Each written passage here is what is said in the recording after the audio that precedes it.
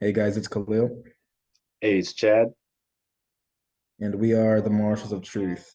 So we're finally getting back over towards our main series episodes. We had a lot of those main series releasing over the summer and into the fall. We had the Why is Truth Important? We had Far Left Equals Far Right. We had and then we had Peace v Freedom. This time we're heading into a series that Chad and I have been really looking forward to making because it was actually part of our original plan, to talk about this pretty soon after Peace v Freedom.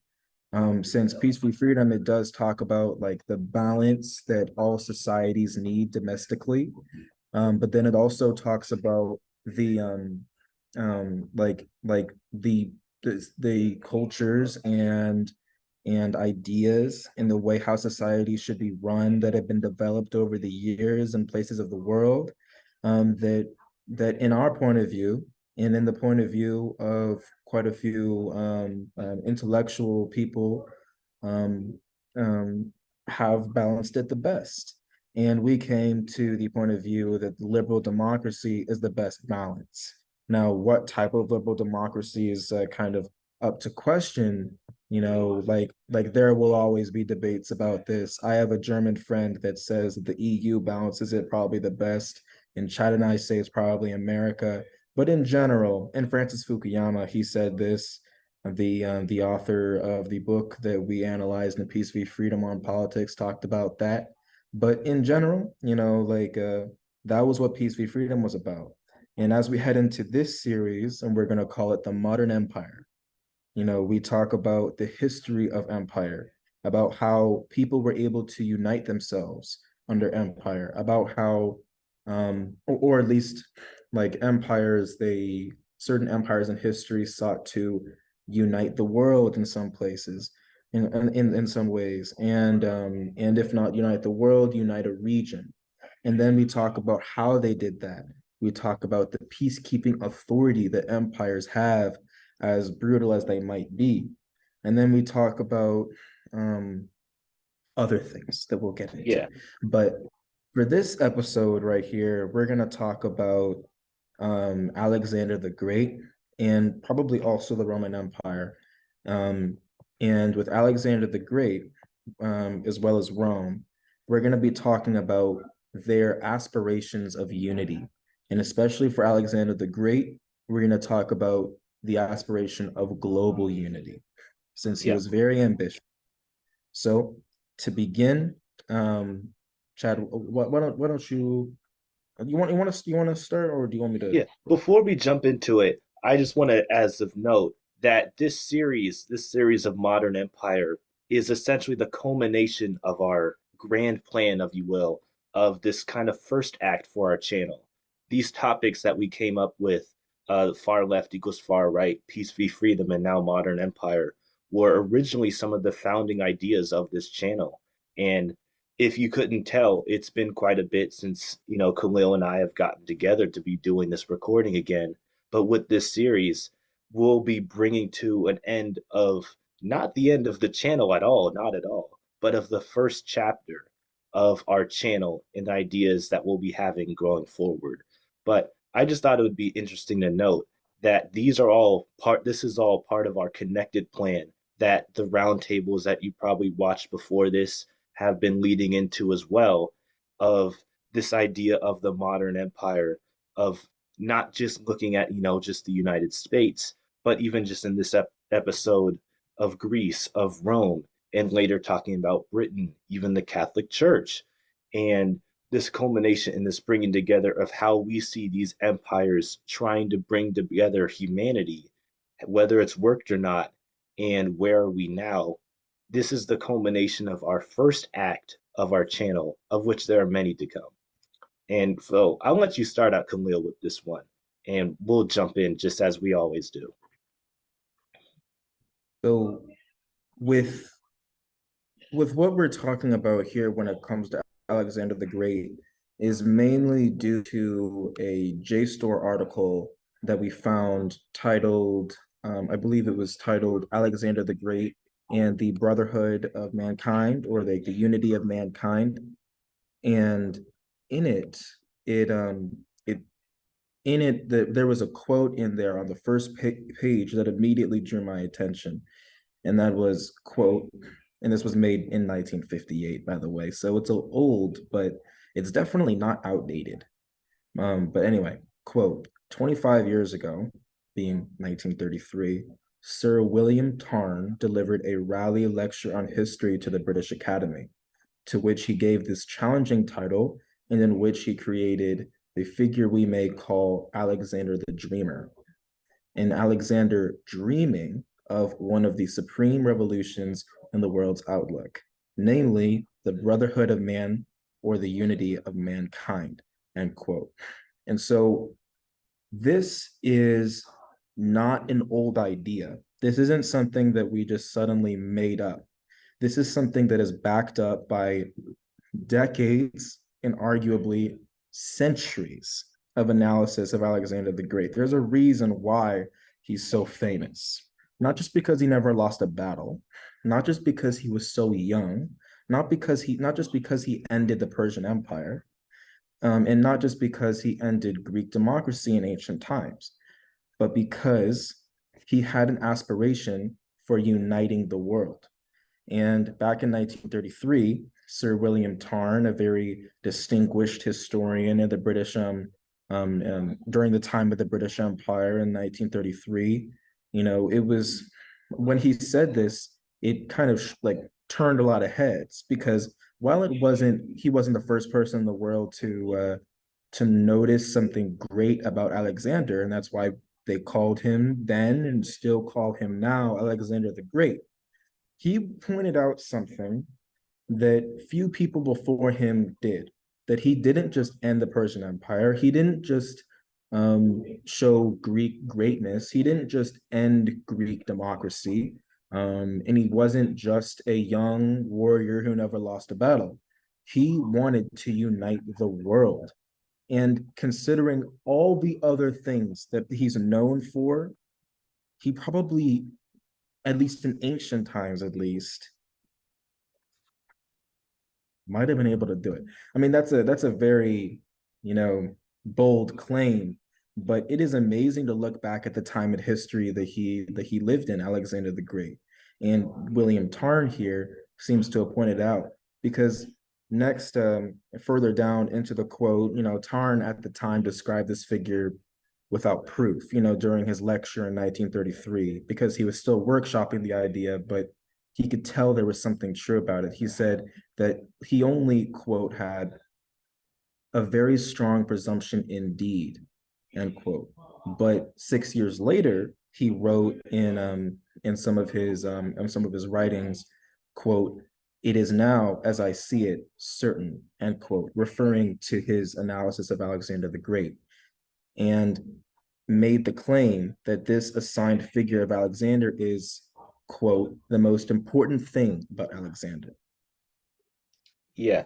And so to go on with these quotes, there's something significant about the idea that Alexander had of a brotherhood of man or the unity of mankind. I mean, going back to the beginnings of civilization, and this might sound familiar to those who have watched Peace v. Freedom, humanity has searched and wanted a sense of not chaos, because what we came out of is a sense of chaos, disorder. We humans, with our free will and our ability to essentially have the freedom to do or whatever we please, have wanted a sort of order, a sort of unity, something that will keep us away from all this chaos, all this violence, and something that will bring us, and something going ahead of that, something that will bring us together. And what is significant about this is that it is the idea that this man had, and not just some philosopher who was wanting a unity of mankind, but someone who had the capability to do it. Alexander the Great, as I'm sure you know, conquered territories, conquered lands, and expanded what would be an empire of lands, and could Khalil made this quote. It could have united humanity if he went far enough, or he had more lands or had more people. But this idea being held by this man who had the capability to do it is one of the things that makes it so maybe even revolutionary, if not significant, is that it was a person who had the ability to do this that made it significant. Khalil, you want to add on to this? Yeah, there's a couple other things that needed to be pointed out about Alexander for those that don't know so much about this time in history, because we can't claim that this is all common knowledge, at least, to the level that we're going into about this. Mm, Alexander the Great, he he was a world conqueror. Very few people can call themselves conquerors, and even fewer people can call themselves like world conquerors. Julius Caesar did not conquer as much as Alexander did. Neither did Pompey before him. Neither did the two of them combined. Neither did Charlemagne. Neither did any other person, even Mehmed the Conqueror, that ended the Byzantine Empire, the Eastern Roman Empire in 1453. Alexander the Great conquered as much as all of them combined, and probably more. He expanded the borders of his Macedonian kingdom in like northern Greece. You know, he expanded the borders from the borders of Bulgaria and in Albania near Croatia in the Balkans to the borders of India at the Indus and the Hyphasis River. And so he he has to be given credit for that. That this was not just any one random general in history, that won a few battles and has a certain national characteristic, national history to him that people are proud of. He was a world conqueror, very significant. And then also another thing about the way that he looked at the world is that it was revolutionary. Not until the Catholic times with the rise of Christianity or the rise of Islam, um, did anyone claim that there was some sort of brotherhood of man.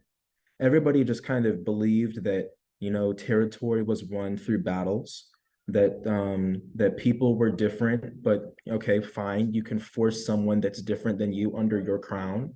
There was no idea that there was something overall uniting about people. That's why the ancient conception of race, might have actually considered that people from a different part of the world weren't just different types of humans, but not humans at all. Like look at the ancient term barbarian that the Romans and Greeks used. So anyway, Alexander's claim that the world could be united was revolutionary. And considering that this is before monotheism, you know, is also something that needs to be pointed out. So another quote, from this JSTOR article is that the quote that the revolution in the Greek world's outlook did take place is a fact, and that it prepared that world for the spiritual climate of the Roman Empire and Christianity, helping to make first one and then the other possible and generally accepted, makes it one of the decisive revolutions in the history of Western thought. End quote. So again, Alexander isn't just a military general. He is a world conqueror, but then also he had an idea, because this guy, he really is like a myth. He's a living myth. He was tutored his entire life by Aristotle. He never lost a battle.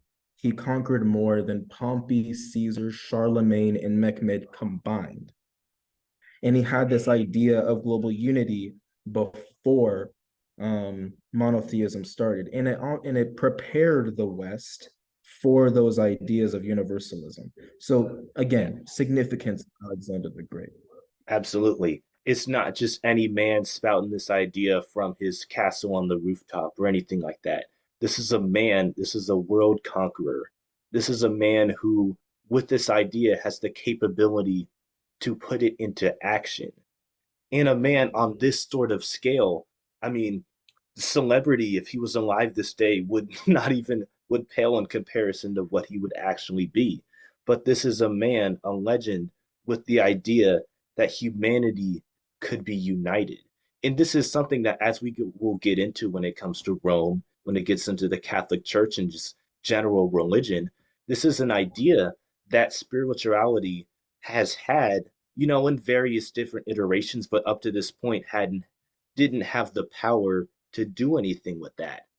Christianity, in its different ways that it's interpreted, and there are plenty different ways, but on a basic level, um, it does allude, that there is a unity of mankind, that we are all, the creation of God, and I'll lead into a quote with this, that we are the sons and daughters of God and therefore are on the same level because of that. But up to this point, this whole idea wasn't the idea running the world or the Western world.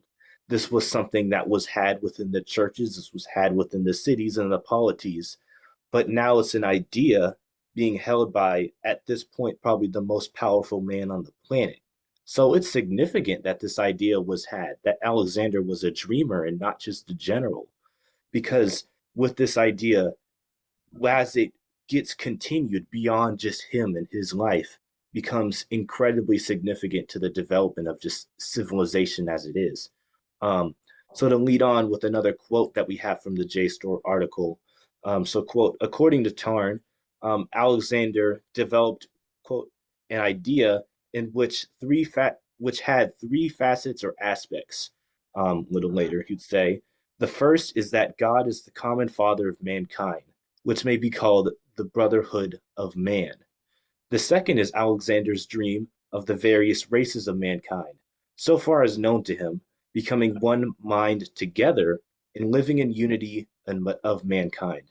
And the third is that the various peoples of his empire might be partners in the realm rather than subjects. End quote. So this is kind of laying out the idea that he had here and how revolutionary that it is. As it starts out, it has its basis in Christianity, which had popularity but was not at the level of power that it would be in the coming centuries, but is an idea that under God, under a deity, all species, all humans are the creation of that being. And being the creation of that deity, we are all united. We are his creation or her creation, however you see it. We are the creation of God and we are on that same level. So, we might as well get along. But this brotherhood of man, this uniting of these different peoples, which at the time, as Khalil alluded to, could have been seen as barbarians, as other races who were not even human. This idea that these people can be brought together under the unity that they are brothers and sisters through their common humanity is revolutionary. And again, will be an idea that continues forward beyond himself, Alexander the Great. It will continue on to Rome, to the Catholic Church, to maybe even if you want to, draw it out further to the whole idea of liberalism. But I'll let you jump in here, Khalil. Yeah, there's something here that I gotta, clarify is that monotheism was not invented with Christianity. Of course, you had Judaism before that. And it's not like Alexander wouldn't have been aware of Judaism. He did conquer the Near East and Egypt, in where a lot of the former slaves of the pharaonic system of Egypt, still lived, um, or like lived near. But the idea that God is the common father of mankind seems like a bit of a um of a modern projection, like a little inaccuracy of Tarn that I gotta say. And I mean, who am I? 18-year-old black kid from Oakland, in 2023 with no degree other than a high school diploma to be able to say that this distinguished professor of the most powerful empire in his time, you know, to say that he's wrong. But at the same time, Sir William Tarn here of the British Historical Society seems to have made a slight modern projection and inaccuracy in his idea that God is the common father of mankind. And that's what Alexander believed. You know, saying that Alexander had an idea which had three facets or aspects, and then saying that the first is that God is the common father of mankind, um, is to suggest that that is what Alexander thought, that his idea, which he may not have noticed, had three aspects. Um, but to say that the first of these aspects is that God is the common father of mankind is to suggest that that is what Alexander believed. And that is not true. Alexander was a very religious man, and not in a monotheistic way, in a Greek polytheism, Greek pantheon sort of way. When he first landed in Asia across the Bosphorus Strait, he he actually prayed, and his generals, they they were worried about this because they needed to find supplies, they needed to take the first city, they needed to be prepared for Persian attacks. But Alexander wanted to have a big religious ceremony, thanking, I think it was Poseidon, for a safe trip across the Bosphorus Strait. And so Alexander was a very religious man, you know, and he was anything but a monotheist. So to say that Tarn suggests that Alexander considered his idea as being that God is the common father of mankind is a bit of a inaccuracy. I would say that he believed that the Greek pantheon was universal, that he found common ground between the Greek pantheon and other religions that he found that were also polytheistic. Um, but that is a bit of a problem there. At the very end, though, other interesting thing is that um, again, like Alexander, he did not see the people that he conquered as his lessers. Now, some of his peers did, some of his generals did, some of his fellow soldiers did, because he fought with his armies, he got wounded many times. um they thought that the Persians, the Egyptians, the Cyrenaeans, which are modern Libyans, that the Indians, the modern Afghans, they weren't called Afghans then, but those people, Alexander's closest allies considered them lessers, and Alexander would not tolerate this. Alexander adopted local customs, and he wanted to be a cosmopolitan, universal man. He was a Greek man, and he believed in the Greek pantheon. He was a very he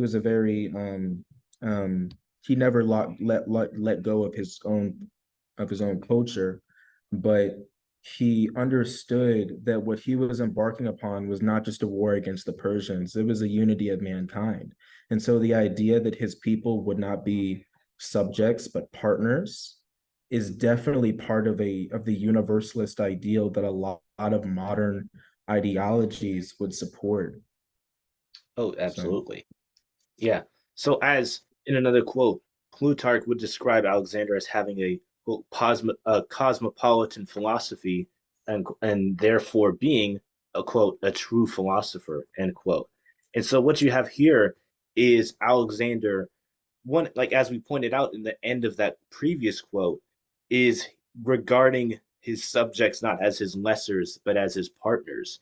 And this is where we get into what our modern philosophy would call cosmopolitanism, and as defined by, I believe it was Britannica, is cosmopolitanism is the belief that all people are entitled to equal respect and consideration, no matter what their citizenship status or other affiliations happen to be.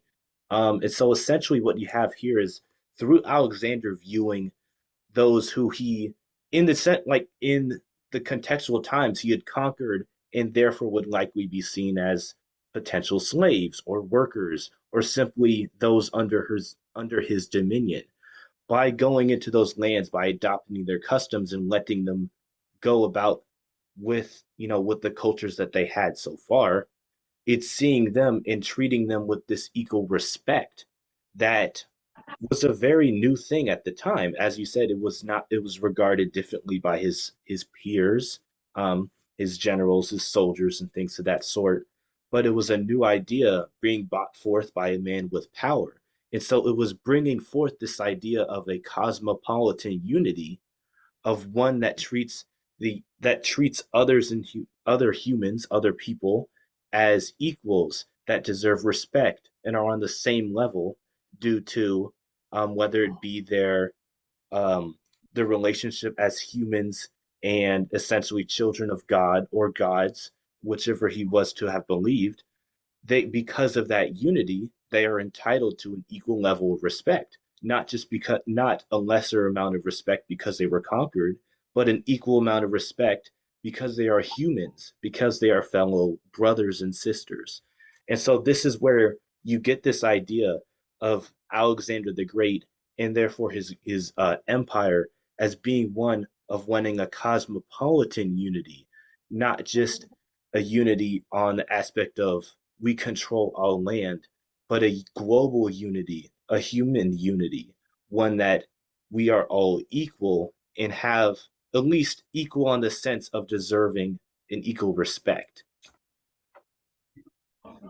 Right. And this is a technically part of a of another argument that would bring us down a rabbit hole. But again, another clarification about Alexander's polytheistic, monotheistic beliefs is Mm-hmm. that, you know, again, to say that Alexander believed that people were united by the brotherhood of God Mm-hmm. is modern projection. But of course, other things that I mentioned before, but um, Plato did have an understanding based off of his own philosophical work and his own thoughts and his own discoveries that according to logical philosophical understanding, there has to be a source of knowledge. There has to be a source of knowledge to things that are not part of the physical world. And again, this kind of goes down a bit of a rabbit hole, so I'm going to try to Mm-hmm. wrap it up pretty close. This goes into philosophy here, but Plato did believe that despite the Greek pantheon, there was a source of the things that people that are able to know.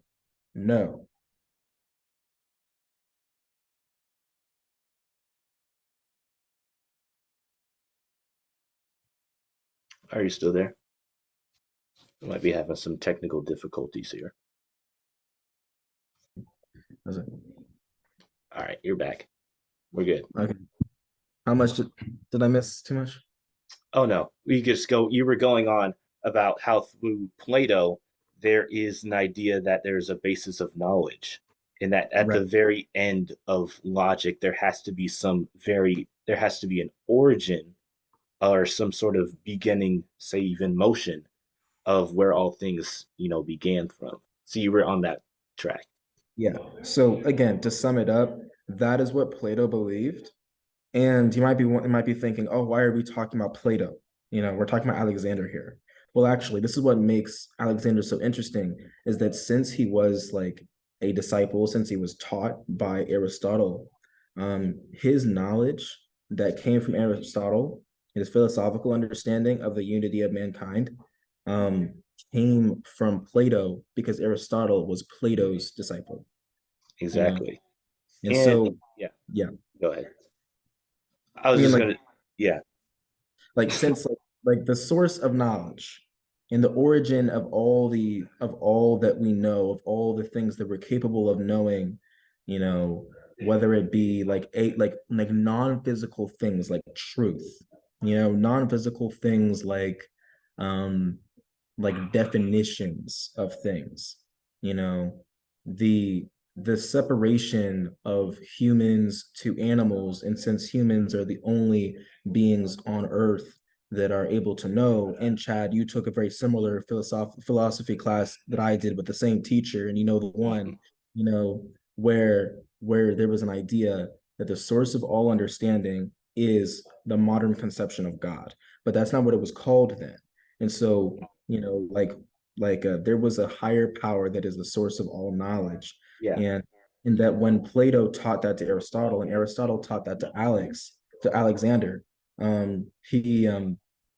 he took with that the idea that since he was the king of a growing country, and that as a conqueror that would continue to win battles, his ambition went beyond defeating the Persian Empire to uniting the world, with that philosophical concept that the source of all knowledge, being this higher power, that Alexander would try to like weave into his own polytheistic understanding, you know, that all people on earth are united by that.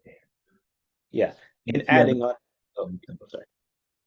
Yeah, and that he had the power to unite them. Yeah. Yeah. And adding on to that, there is, again, a logical basis that Plato and Aristotle were philosophizing at the time. They were teaching, Aristotle was teaching Alexander. And along with the basis of knowledge, there's also the idea of this concept of the unmoved mover, which essentially is a concept saying that all objects, all things, the whole universe is moving. And logically, something had to have started that, and that thing cannot have been moved. And through logic, that thing is something that moved or moved other things, but it itself is not moved. And we as humans could call that God, or we could call it the unmoved mover. But this was another philosophical idea and a philosophical basis for a God that was being philosophized at the time of Alexander the Great.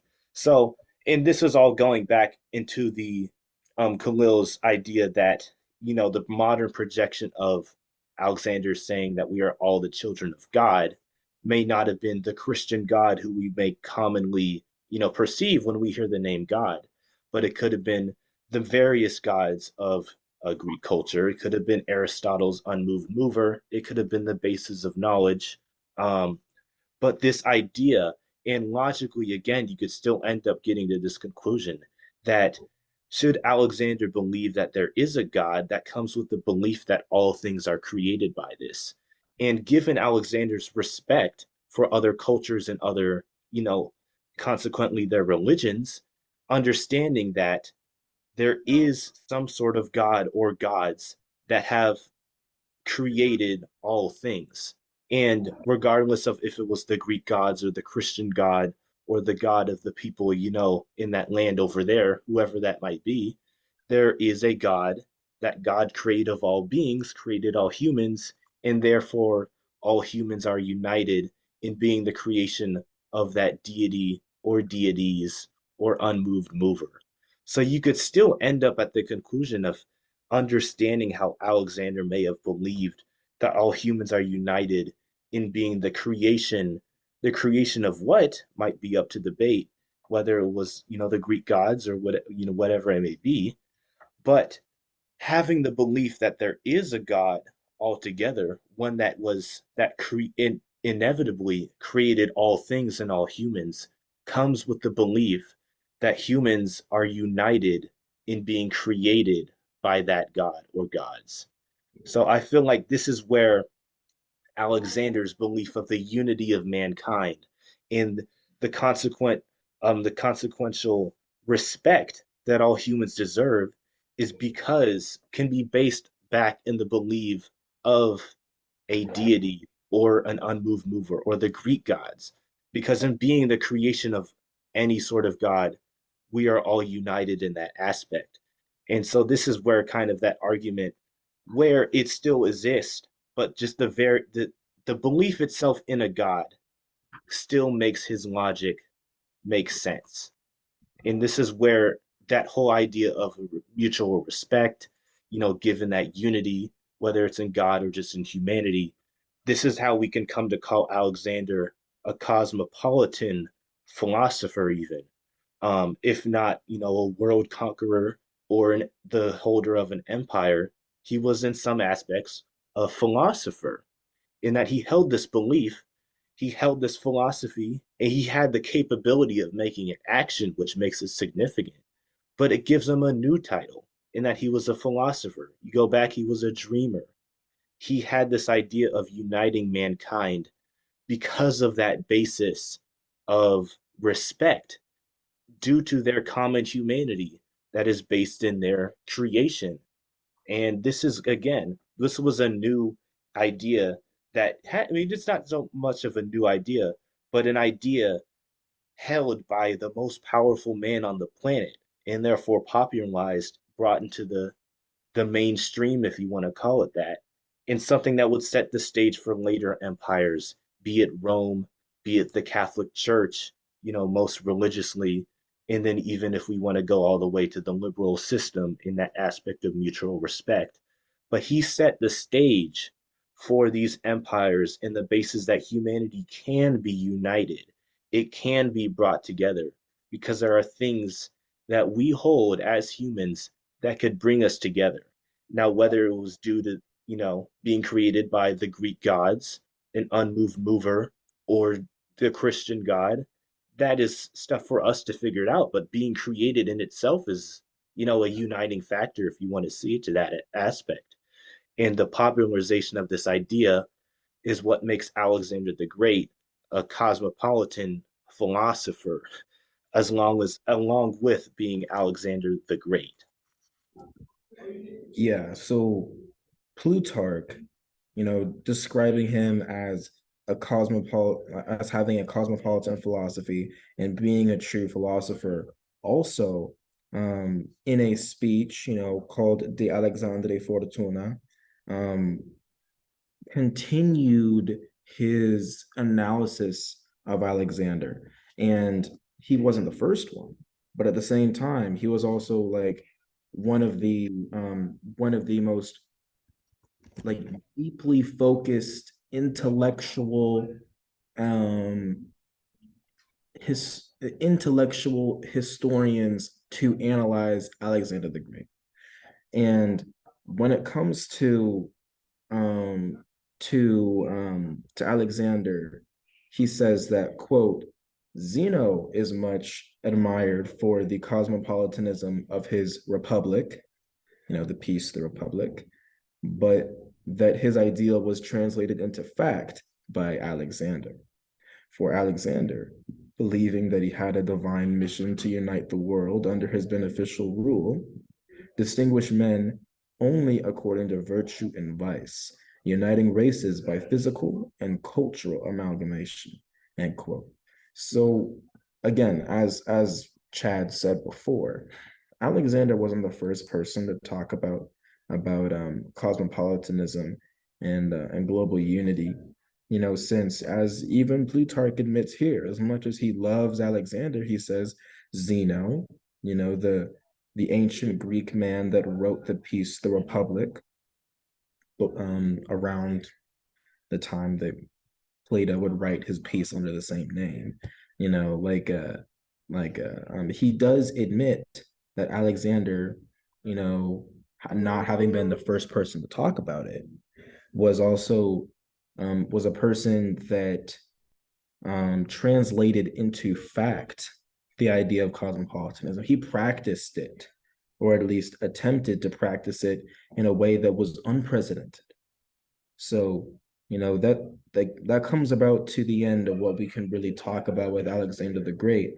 But I hope you guys can understand from this, his significance, Yeah, and what he means through the concept of global unity. Because there's a reason we talk about him first. And I think you can tell by this point. yeah. He had an idea, but that had existed before. Like it's not unrealistic to say that some of us in the humans in the cave were dreaming of bringing upon all the cave people together in a global unity. Like this was not an idea that was just dreamt of as soon as he was born, but he was the man who had the capability and the ability to do so. He put it into action he made it not just an idea, but sometimes in certain places a fact. He made this idea of a global unity popular and he made it attainable, or at least, something that could be pursued. And this is what his significance was. He made this idea look real. And this idea is what was continued onto Rome, was continued in the Catholic Church, and all the way forward. This idea that us as humans have something that brings us together, and there's something that we should drive and strive for to bring us together, because there's this something that we share. And this is not always a popular idea back in the times of Alexander the Great, with different tribes, different clans, different countries, different republics, different empires that viewed each other as different people, different clans, and sometimes not even humans at all. This idea, held by the most powerful man on the planet at the time, was brought into the mainstream. And this is important because it gets carried on not by just him, because of course he couldn't have done it all, but it was carried forward beyond him. And so that's again, you could see why we had him first, because he brought this idea to the table and other people would come to run with it. But as Khalil said, we're getting about to the end of where we could be talking about this episode unless we wanted to go 2 hours, which of course we could, but I'm sure not all of you would like to sit here for 2 hours. We will be. So I look forward to seeing you all in the next episode where we'll be talking about Rome and their idea of unity, which comes again as an extension of Alexander's, but they have a unique aspect to it. And you'll have to watch the next episode to see what that is. But until then, I'm Chad, I'm Khalil. and we are the Marshals of Truth. We'll see you in the next one.